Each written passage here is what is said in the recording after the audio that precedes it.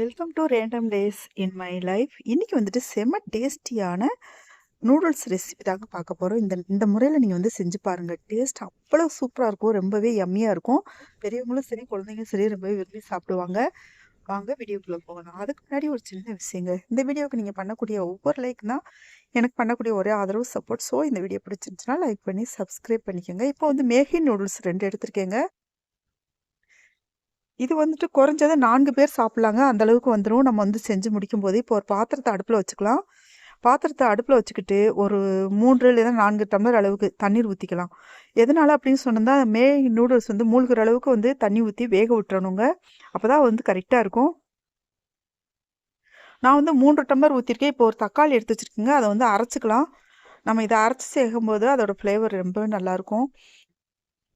இப்போ 2 மேகி நூடுல்ஸ்க்கு ஒரே ஒரு தக்காளி, பெரிய சைஸ் தக்காளிங்க. சின்ன சைஸ் தக்காளி இருந்தால் 2 எடுத்துக்கோங்க. அதை அரைச்சி வந்து இந்த பாத்திரத்தில் சேர்த்துட்டு, அடுத்து மேகி நூடுல்ஸையும் இந்த பாத்திரத்தில் வந்து சேர்த்துக்கலாங்க. இந்த 2 பாக்கெட்டுமே சேர்த்துக்க போகிறோம். சேர்த்துட்டு அதோடய நல்லா சேர்ந்து வேகும்போது, இந்த தக்காளி அரைச்சி ஊற்றணும் இல்லையா, அதோடு சேர்ந்து வேகும்போது இந்த டேஸ்ட் வந்துட்டு அவ்வளோ ஒரு நல்லா இருக்கும் பாருங்கள்.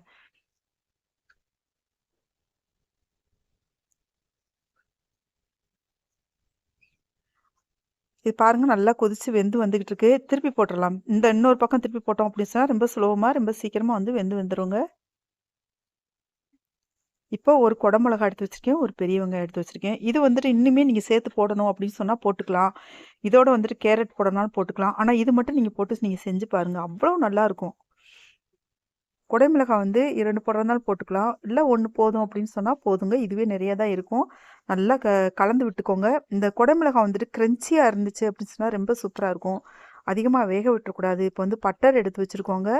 அதே மாதிரி சீஸும் எடுத்து வச்சிருக்கோம். இந்த சீஸ், பட்டர் 2மே சேர்த்து தான் வந்து இந்த நூடுல்ஸ் செய்ய போறோம், மேகி நூடுல்ஸ். பாருங்க, ஓரளவுக்கு இந்த நூடுல்ஸ் வந்து வெந்து வந்துருச்சு. இந்த குடமிளகாயுமே வந்துட்டு ஓரளவு நல்லா கிரன்ச்சியாக வெந்து வந்த பின்னாடி நம்ம இந்த மசாலா கொடுத்துருப்பாங்க இல்லையா, அதுலேயே பாக்கெட்டில் அந்த மசாலா வந்து சேர்த்துக்கலாங்க. நம்ம வேறு எந்த மசாலாவுமே சேர்க்க போகிறது கிடையாது. சேர்த்துட்டு நல்லா கலந்து விட்டுக்கலாங்க. இந்த டைமில் நம்ம இந்த மசாலா போடுறதுனால இந்த தண்ணியெல்லாம் வற்றி வந்த பின்னாடி போடுறதுனா டேஸ்ட் வந்து ரொம்ப நல்லாயிருக்கும். இப்போ வந்து நம்மளுக்கு எந்த அளவுக்கு பட்டர் தேவையோ அந்த அளவுக்கு வந்து பட்டர் போட்டுக்கலாம் அதில். இப்போ வந்து சீஸ் வந்து எடுத்து போட்டிருக்கேங்க. சீஸ் வந்து அதுவுமே உங்களுக்கு எந்த அளவுக்கு தேவையோ அந்த அளவுக்கு போட்டுக்கோங்க.